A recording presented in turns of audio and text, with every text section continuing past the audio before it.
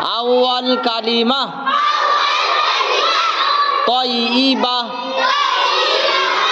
লা ইলাহা ইল্লাল্লাহু মুহাম্মাদুর রাসূলুল্লাহ সাল্লাল্লাহু আলাইহি ওয়াসাল্লাম আউয়াল কালিমা তাইয়্যিবা লা ইলাহা ইল্লাল্লাহু মুহাম্মাদুর রাসূলুল্লাহ সাল্লাল্লাহু